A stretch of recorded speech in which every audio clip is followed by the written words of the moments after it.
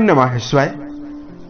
दोस्तों, कर्क राशि वाले जातकों का इस चैनल पे स्वागत है। इस वीडियो में हम आपको बताने वाले हैं कर्क राशि वाले जातकों के लिए साल 2024 में 11 नवंबर से लेकर 20 नवंबर तक का समय कैसा जाने वाला है। यानी नवंबर महीने की इन 10 दिनों की समयावधि में आपके जीवन में किस प्रकार की संभावना विशेष रूप से बनने वाली है।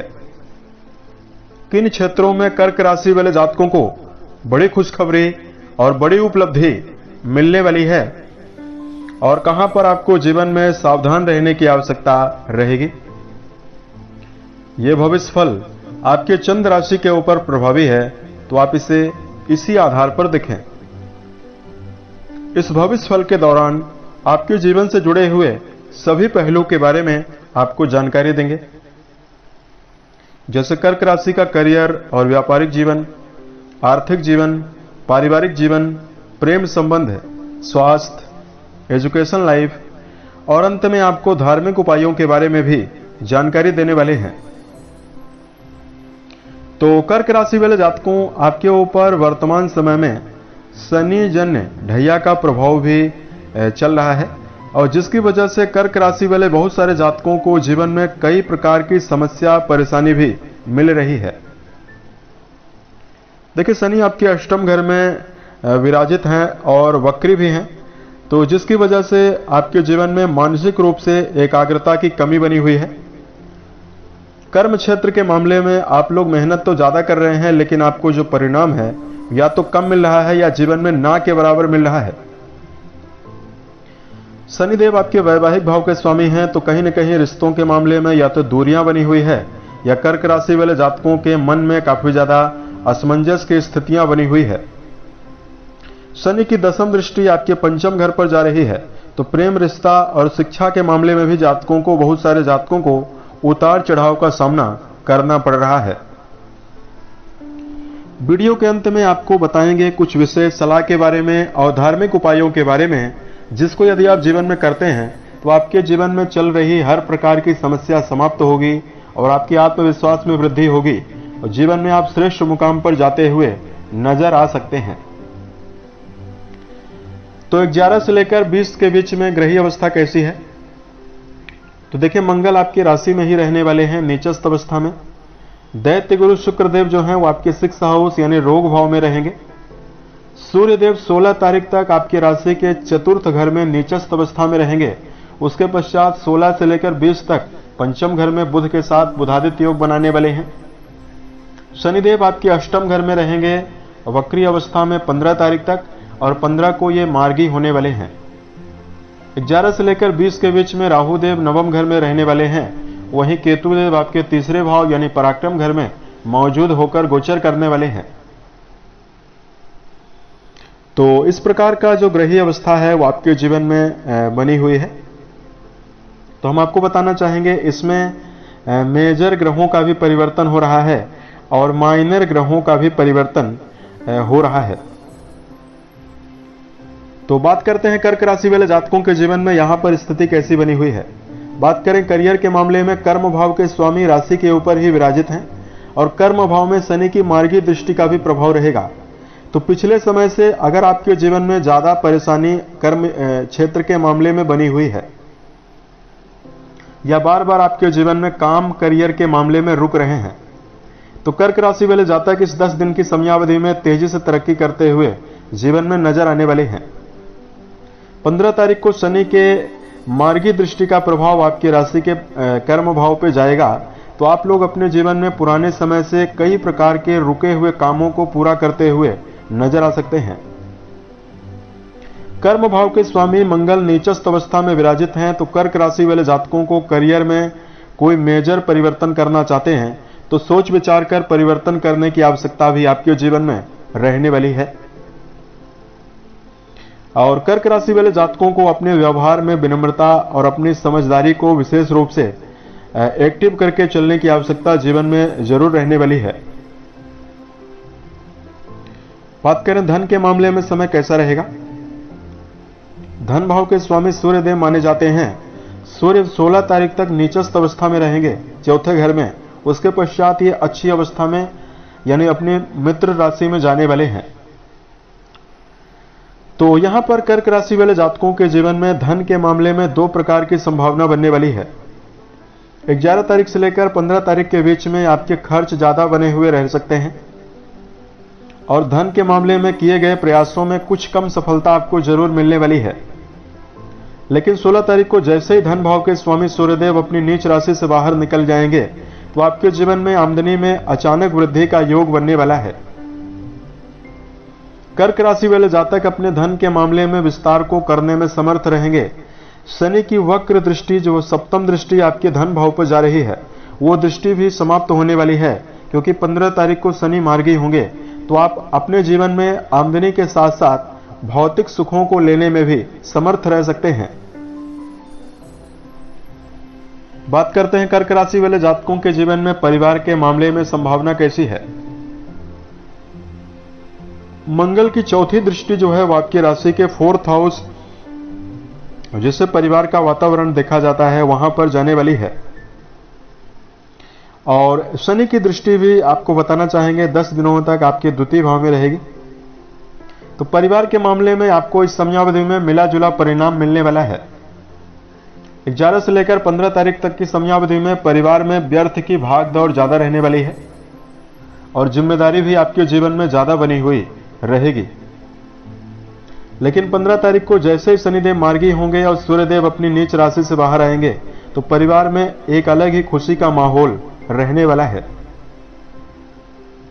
पारिवारिक रिश्तों में एक गजब का उत्साह कर्क राशि वाले जातकों के घर में इस समयावधि में दिखाई देता हुआ नजर आने वाला है।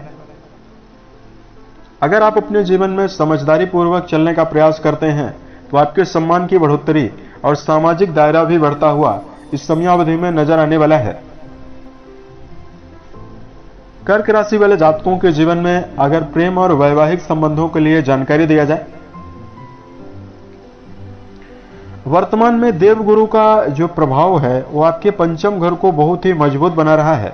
तो यदि आप रिश्तों के मामले में प्रेम जीवन में जुड़कर चल रहे हैं तो आप इस समयावधि में प्रेम जीवन में जुड़े हुए जातक उत्साहित होकर जीवन में चलते हुए नजर आ सकते हैं। प्रेम रिश्तों में अगर आपको किसी भी प्रकार की दुविधा का सामना करना पड़ रहा है तो आपको इस समयावधि में निजात मिलने वाली है। और वैवाहिक जीवन के मामले में अगर जातकों को जानकारी दिया जाए, 11 से लेकर 20 नवंबर तक की समयावधि में शनिदेव 15 तारीख को मार्गी होने वाले हैं। तो वैवाहिक जीवन के मामले में पुराने समय से बेहतर स्थिति आपके जीवन में ज्यादा रहने वाली है।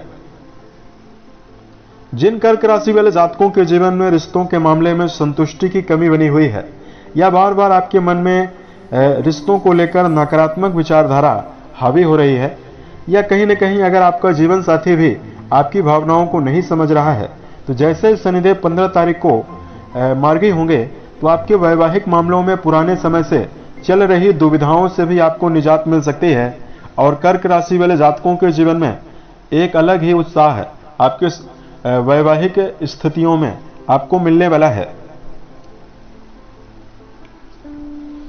यहां पर कर्क राशि वाले जातकों को देखिए अति उत्साह से भी आपको बचना चाहिए और चूंकि आपकी राशि जो है वो भावना प्रधान राशि है तो अगर आप किसी भी रिश्ते में जुड़ते हैं तो हद से ज्यादा ही सामने वाले व्यक्ति की केयर करने लगते हैं।